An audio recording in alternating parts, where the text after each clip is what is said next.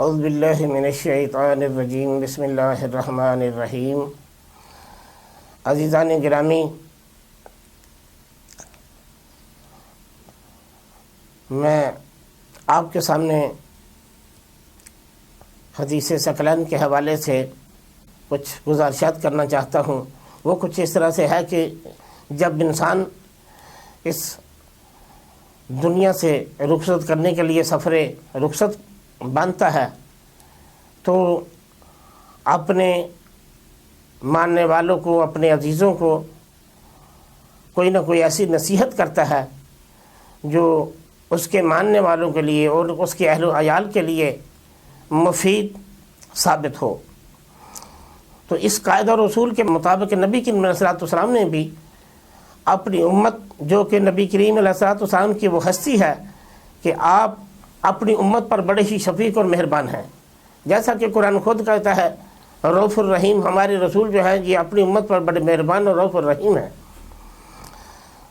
تو ظاہر ہے کہ نبی کریم علیہ السلام نے بھی اپنی امت کی خیر خواہی کرتے ہوئے آپ نے بھی امت کو کچھ وصیتیں فرمائیں، اور وہ وصیت جو ہے ایک وصیت حدیث ثقلین کے حوالے سے ہے کہ نبی کریم علیہ السلام نے جو ہے اہل بیت علیہم السلام جو ہیں ان کا امت کو تعارف کرایا، ان کا مقام و مرتبہ امت کو بتایا، اور ان کی شناخت، ان کی معرفی کرانے کے بعد امت کو اہل بیت علیہم السلام کا پیشوا بناتے ہوئے ارشاد فرمایا۔ یہ حدیث جو ہے متواتر درجے کی حدیث ہے، بہت سی کتب حدیث میں آئی ہے، بہت سے محدثین نے اس کو نقل کیا ہے، متواتر حدیث ہے، اور اہل علم جانتے ہیں کہ متواتر حدیث جو ہے وہ قرآنی آیت کے حکم میں ہے۔ نبی کریم علیہ السلام نے فرمایا انی تارک فیکم الثقلین کتاب اللہ و عطرتی اہل بیتی ما ان تمسکتم بہما لن تضلوا بعدی ابدا۔ نبی کریم علیہ السلام نے فرمایا کہ میں تم میں دو چیزیں چھوڑ کے جا رہا ہوں، تم نے ان سے تمسک کرنا ہوگا، اگر ان سے تمسک کرو گے تو کبھی گمراہ نہیں ہوگے۔ تو گویا نبی کریم علیہ السلام نے اپنی امت کا پیشوا بنایا اہل بیت علیہم السلام کو، اور اس حدیث میں لفظ تمسک استعمال ہوا ہے۔ ہمارے برادران اسلامی یہ کہتے ہیں کہ حدیث میں صرف ان کی محبت کا حکم آیا ہے، نہ کہ ان کی اطاعت و تمسک کا حکم نہیں آیا ہے، بلکہ ان کی محبت کا حکم، حسن سلوک کا حکم دیا گیا ہے۔ میرے بھائی ایسا نہیں ہے، حدیث جو ہے وہ مختلف الفاظ کے ساتھ آئی ہے۔ کسی مقام پہ اذکرکم اللہ آیا ہے، دوسرے مقام پہ تمسک کا حکم دیا گیا ہے۔ تو جب تک تمسک نہیں ہوگا اس وقت تک جو ہے اہل بیت علیہ السلام کے حق میں اللہ کو یاد بھی نہیں رکھا جائے گا۔ یعنی تمسک ہوگا تو اللہ کی یاد ہوگی، اللہ کی یاد ہوگی تو تمسک ہوگا۔ تو تمسک جو ہے یہ کیا چیز ہے؟ پروردگار عالم نے سورہ زخرف میں نبی کریم علیہ السلام کو کے لیے فرمایا فاستمسک بالذی اوحی الیک، میرے حبیب اس وحی کے ساتھ تمسک کرو جو آپ کی طرف آئی ہے۔ دوسرے مقام پہ نبی کریم علیہ السلام کے لیے فرمایا اتبع ما اوحی الیک، میرے حبیب وحی کی اتباع کر۔ ایک مقام پہ تمسک کا حکم ہے، ایک مقام اتباع کا حکم ہے۔ تو مطلب کیا ہوا کہ تمسک پہ مانے وہی اتباع، اور اتباع پہ مانے تمسک۔ جب تک تمسک نہ کریں گے اس وقت تک اتباع نہیں ہو سکتی، جب تک اتباع نہ کریں گے اس وقت تک تمسک نہیں ہو سکتا۔ جب تک تمسک نہ کریں گے اس وقت تک اتباع نہیں ہو سکتی، جب تک اتباع نہ کریں گے اس وقت تک تمسک نہیں ہو سکتا۔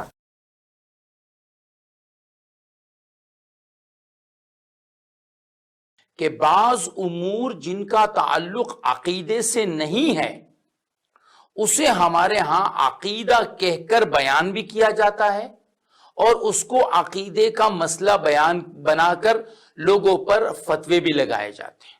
اصل میں نے ایک بات آپ سے عرض کی نا کہ ہمارے ہاں مشکل کیا ہوئی ہے کہ ہم نے کچھ چیزوں کو عقیدے زبردستی کے بنا دیے۔ اچھا، یہاں میں ایک بات کو عرض کرتا ہوں جو شاید آپ کے سوالات میں موجود بھی ہو، آپ کے ذہن میں ہو بھی۔ شیعہ سنی کا جو پہلا اختلاف پیدا ہوتا ہے وہ آتا ہے امامت کے اوپر، صحیح، خلافت کے جو مسائل ہیں، ٹھیک ہے۔ اختلاف کیا پیدا ہوتا ہے یہاں پر؟ شیعہ امامت کو عقیدہ سمجھتے ہیں، عقیدہ امامت، صحیح ہے، شیعہ کتب میں اس کو عقیدہ کہہ کر بیان کیا جاتا ہے، جبکہ یہ عقیدہ نہیں ہے، نہیں، ہم اسے عقیدہ نہیں سمجھتے۔ اچھا، آپ تاریخ اٹھا لیں، یہ جو امامت ہے یہ ابتدائی 2-2.5 بلکہ 3 صدیوں تک یہ ایک سیاسی مسئلہ تھا۔ اچھا، جی، یہ سیاسی مسئلہ تھا۔ کیا مسئلہ تھا؟ ایک جماعت صحابہ کی یہ سمجھتی تھی کہ احقم بالخلافہ جو ہے وہ علی ہے رضوان اللہ علیہم اجمعین۔ ایک جماعت تھی جو یہ سمجھتی تھی کہ احق بالخلافہ جو ہے وہ حضرت علی رضی اللہ تعالیٰ عنہ ہے۔ اکثریت صحابہ جو تھے وہ ابوبکر صدیق رضی اللہ تعالیٰ عنہ کے ساتھ سقیفہ بنو ساعدہ میں بیعت کچھ نے کی، پھر سب نے آ کے مدینہ کی مسجد میں بیعت کر لی، اکثریت ہو گئی۔ تابعین میں ایک جماعت تھی جو یہ سمجھتی تھی کہ جو اس وقت اہل بیت میں سے موجود ہے، اگر وہ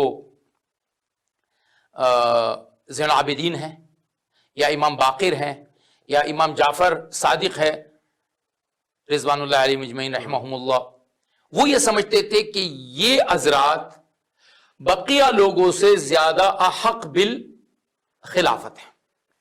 اور آپ نے یہ کہا کہ امامت یہ سیاست کا سیاسی مسئلہ ہے، اہل تشیع تو اس کو ایمانیات کے اندر ذکر کرتے ہیں، ٹھیک ہے؟ تو یہ چیز مجھے ذرا سمجھ نہیں آ رہی کہ شیعہ سنی کی جو ایکسٹریم اختلافات ہیں نا، یہ اس وقت ہوئے ہیں جب 300 ہجری گزر چکی، جب ہر فرقہ ایک فرقے کی حیثیت سے اٹھا اور پھر اس نے اپنے مبادی اور اصول وضع کرنا شروع کر دیے۔ ناظرین کرام، میں ایک مولوی صاحب کو سن رہا تھا تو وہ فرما رہے تھے کہ ہم نے اہل بیت کو کب چھوڑا ہے، امت نے اہل بیت کو نہیں چھوڑا۔ تو مولوی صاحب کے اس بیان پر تبصرہ کرنا چاہتا ہوں اور مؤدبانہ گزارش کرتا ہوں کہ مولانا صاحب یہ بتائیں کہ چھوڑنے کا آپ کے نزدیک مفہوم کیا ہے؟ اگر پکڑنے کا یہ مفہوم ہے، ان کے ساتھ متمسک ہونے کا یہ مفہوم ہے کہ ان کی کسی بات پر کسی دوسرے کی بات کو ترجیح نہ دی جائے، انہی کی اطاعت کی جائے، دوسرے کسی کا قول کا قابل قبول نہ ہو، انہی کی بات کو حق سمجھا جائے، انہی کو دین کا وارث سمجھا جائے، انہی کے حکم کو دین اور شریعت سمجھا جائے، تو یہ معنی جو ہے یہی حدیث ثقلین سے ثابت ہے کہ ہر صورت میں اہل بیت علیہم السلام سے متمسک ہونا ہے، ورنہ گمراہی یقینی ہے۔ تو حدیث جو ہے، رسول خدا تو اہل بیت کو ایسا بنوانا چاہتے ہیں کہ ان کے ساتھ تم اختلاف کرنے کا اختیار نہیں ہے، جیسے میرے ساتھ اختلاف کرنے کا اختیار نہیں ہے۔ جیسا کہ رسول اللہ کے بارے میں فرمایا وَمَا آتَاكُمُ الرَّسُولُ فَخُذُوهُ وَمَا نَهَاكُمْ عَنْهُ فَانْتَهُوا، جو کچھ رسول تمہیں دیں وہ لے لو، جس سے روکے اس سے رک جاؤ۔ یہی مطلب حدیث ثقلین کا بھی ہے کہ اہل بیت علیہم السلام کے دامن کے ساتھ وابستگی اختیار کرنی ہے، ان کی بات کے، ان کے حکم کے مطابق، ان کے حکم کے خلاف کسی اور کی بات کو ترجیح نہیں دینی ہے۔ تو پھر واقعاً آپ نے ماننے کا حق ادا کر دیا، آپ نے واقعاً اطاعت کو نہیں چھوڑا۔ لیکن اگر یہ معنی ہے کہ اطاعت سے کسی اور کی بات بھی بہتر ہو سکتی ہے، جیسا کہ آپ کا نظریہ ہے، آپ کے مکتب میں یہ چیز تواتر کے ساتھ ثابت ہے کہ آپ نے بہت سی باتوں میں اہل بیت کے مقابلے میں دوسروں کی باتوں کو ترجیح دی ہے. تو یہ ترک کرنا ہی ہے, یہ چھوڑنا ہی ہے, اسی کو چھوڑنا کہتے ہیں. اور چھوڑنا کس کو کہتے ہیں؟ ویسے یہ بات ٹھیک ہے کہ آپ کے جو اسلاف ہیں, جو بزرگ ہیں, انہوں نے اہل بیت کو زندہ واقعہ نہیں چھوڑا. ان کی اطاعت کو تو چھوڑا ہے, ان کی اطاعت کو بھی چھوڑا ہے, ان کو زندہ ہونے کا, ان کی شمع حیات کو بھی گل کیا ہے. اس اعتبار سے تو آپ نے چھوڑا ہی چھوڑا ہے. حدیث ثقلین کے مطابق آپ کا عمل نہیں ہے. رسول خدا نے تو حدیث کا یہ بھی ترجمہ موجود ہے. حضور نے فرمایا وَلَا تُقَدِّمُوا مَا فَتَهْلِكُوا, ان سے آگے نہ بڑھنا, ہلاک ہو جاؤ گے. یہ بھی فرمایا وَلَا تُقَصِّرُوا مَا فَتَهْلِكُوا, ان سے دور نہ رہنا, ہلاک ہو جاؤ گے. وَلَا تُعَلِّمُهُمْ فَإِنَّهُ عَالِمٌ مِّنْكُمْ, ان سے آگے نہ بڑھنا, ان کو تعلیم نہ دینا کہ تم سے زیادہ عالم ہے. جبکہ ایسا نہیں ہے. آپ کی پوری بنیاد جو ہے, مذہب کی بنیاد جو ہے, وہ اس بات پر ہے کہ اہل بیت علیہ السلام کے قول سے بہت سے لوگوں کے قول کو آپ نے ترجیح دی ہے. آپ نے حدیث کے مطابق نہیں پکڑا, اپنی مرضی سے پکڑا ہے. یہ پکڑنا نہیں ہے. یہ تو ایسا ہی ہے کہ ایک بندہ ساری زندگی اپنی مرضی کے مطابق نماز پڑھتا رہے اور یہ بھی سمجھ رہا ہو کہ میں نے رسول اللہ کو نہیں چھوڑا ہے, میں نے پکڑا ہوا ہے, میں رسول کے طریقے پر ہوں. نماز اپنی مرضی سے پڑھے, دین اپنی مرضی سے بنائے, دین کسی اور سے لے اور کہے کہ میں نے رسول اللہ کو پکڑا ہے, تو ایسا پکڑنا کیا صحیح ہوگا؟ ہرگز صحیح نہیں ہوگا. یہ پکڑنا نہیں ہے.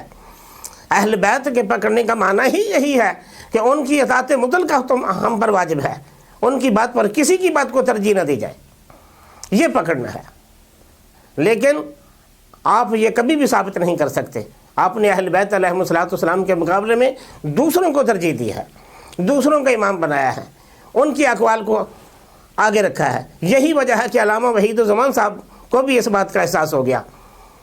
مکتب اہل حدیث کے ایک جید عالم ہیں, وہ کہتے ہیں, حدیث ثقلین کی شرح کرتے ہوئے فرماتے ہیں کہ افسوس کہ نام کے سنیوں نے سنت کو چھوڑ دیا.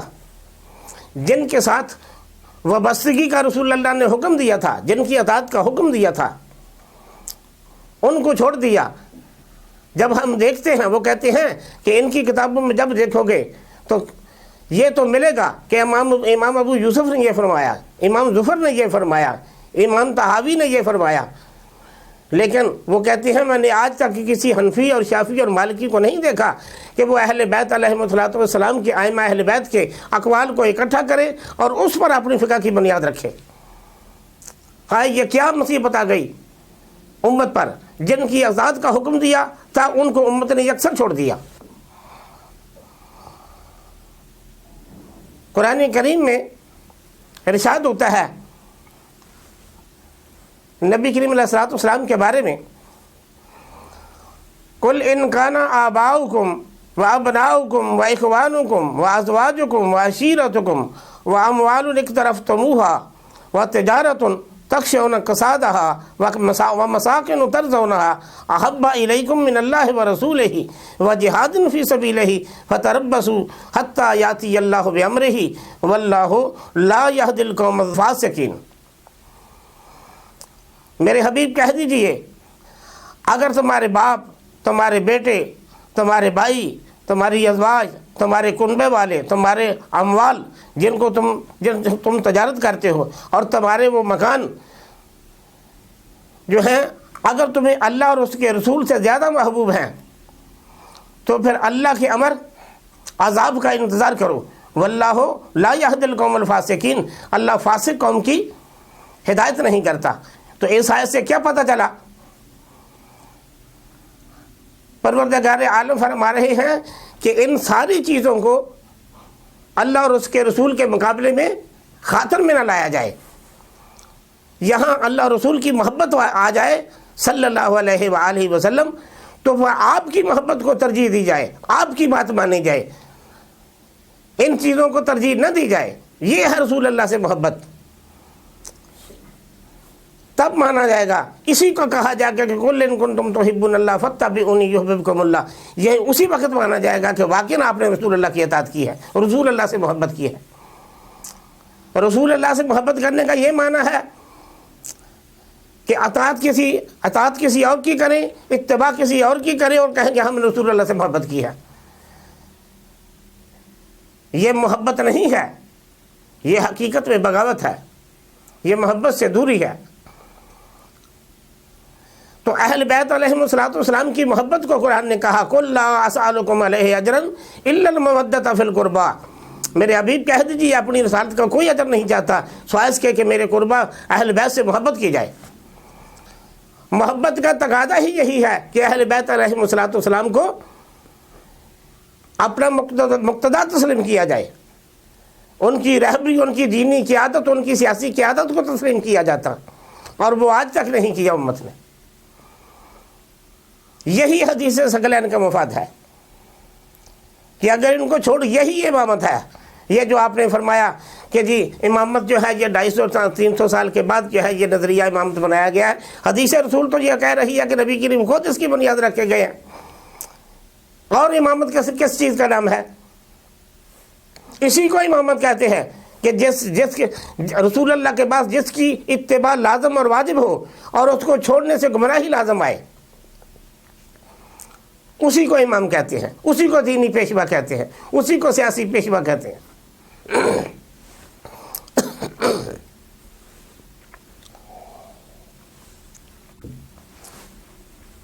پھر دیکھیے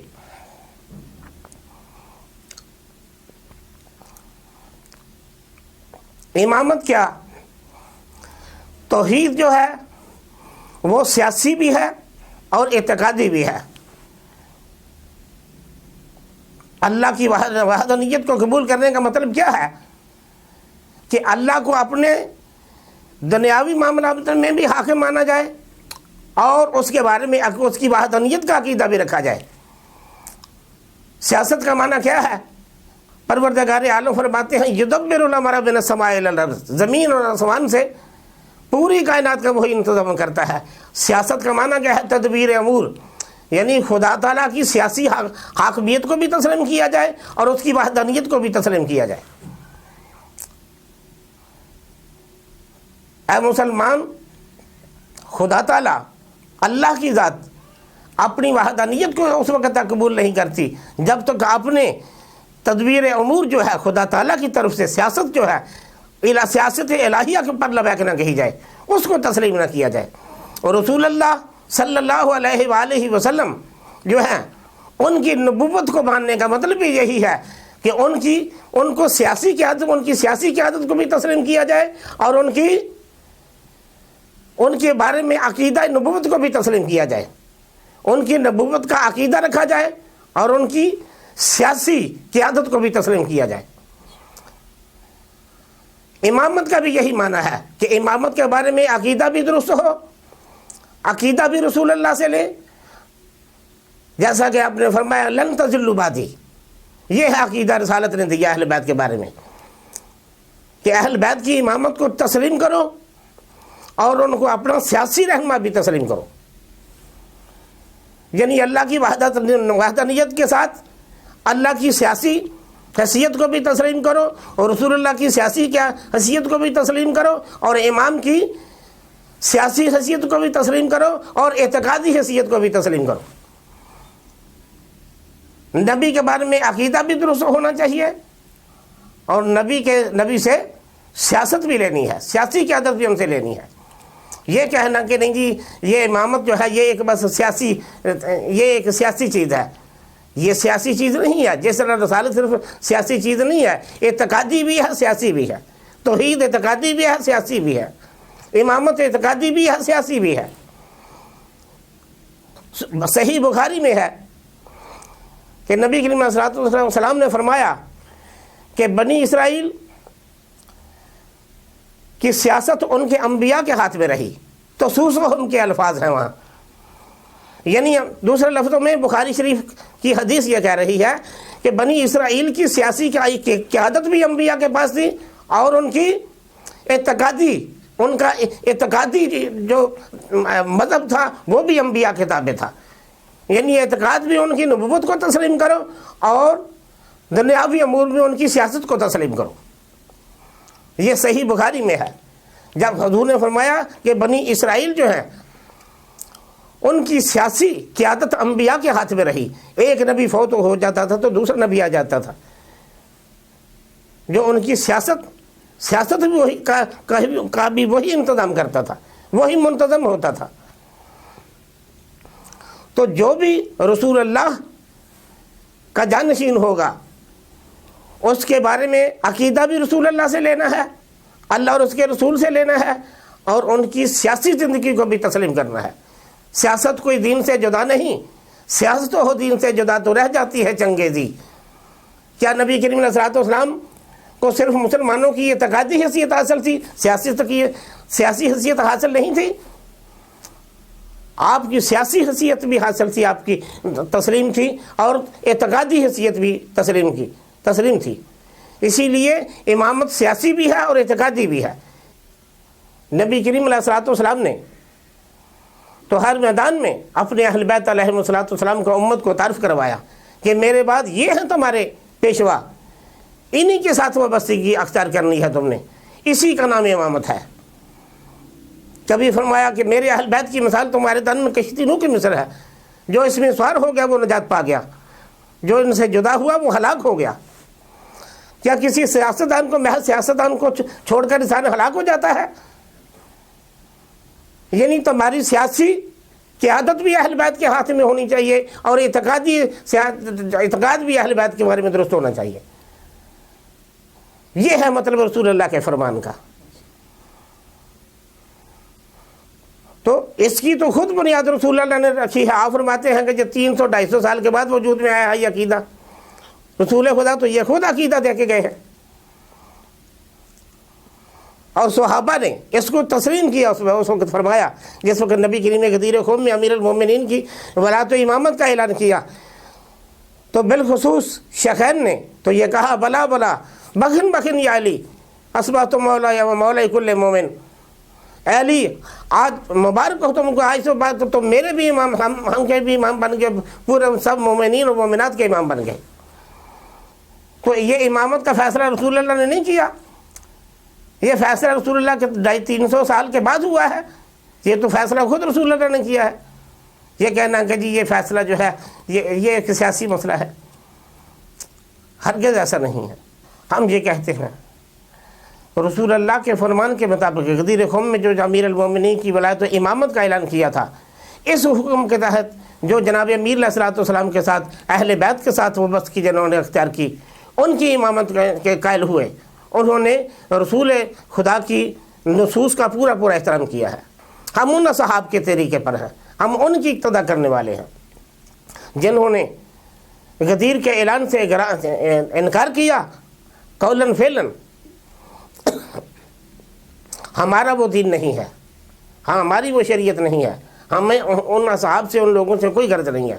ہم نے ان اصحاب کی پیروی کرنی ہے جنہوں نے رسول اللہ کے بعد اہل بیت علیہ السلام کو اپنا پیشوا تسلیم کیا، وہ بھی اپنی مرضی سے نہیں، وہ بھی اللہ اور اس کے پیارے رسول صلی اللہ علیہ وسلم کے حکم کی دعوت سمجھا۔ پھر ہمارے مؤرخین نے یہ بات لکھی عجیب، میں آپ کو بتا دوں کہ کچھ مؤرخین نے یہاں لکھا ہے کہ اگر حضرت عمر کے بعد حضرت علی خلیفہ بنتے،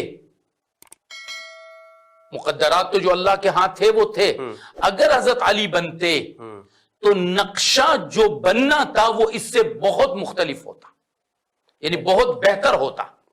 میں تو اس پہ یہ کہتا ہوں کہ اگر پہلے ہی بنتے تو سب سے زیادہ نقشہ بالکل ہی بدل جاتا۔